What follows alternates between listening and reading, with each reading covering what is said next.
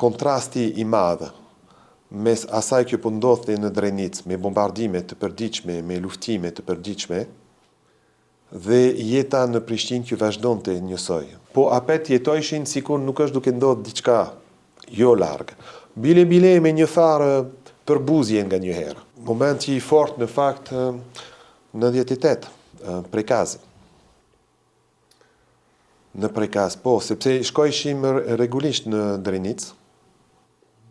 Bile po më bënte përshtypje shumë kontrasti i madh mes asaj që po ndodhte në Drenicë me bombardime të përditshme, me luftime të përditshme, dhe jeta në Prishtinë që vazhdonte njësoj, sikur.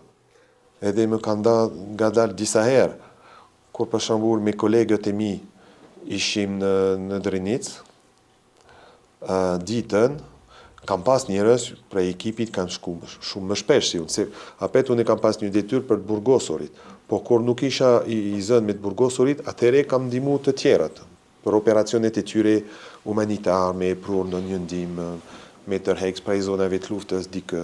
Edhe më kujtohet ato bisedat që kisha me do njerëz në Prishtinë që dilshin në për kafenet e tjera, kur dilshin në kafenet nuk është sikur sot, apet ishin dy lagje të përqendruar kafene, kishte vetëm shqiptar. Po apet jetojshin sikur nuk është duke ndodhur diçka jo larg. Bile me një farë përbuzje nga një herë. Se po thu përbuzje? Përbuzje mes njeriu që mendon që është njeri i qytetit edhe njerëzit që janë të fshatrave.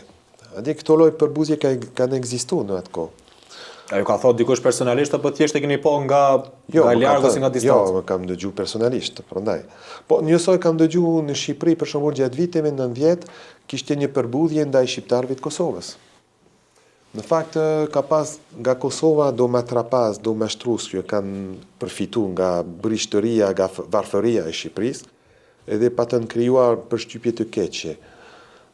Derisa erdhi lufta, erdhën rifugjat e para, se isha në Tropoj në 98 kur erdhën, pastaj në Kuks në prill në 99. E aty sidomos në 99 gjatë kohës bombardimeve për mu është pika kthyese ku kombi shqiptar takohet.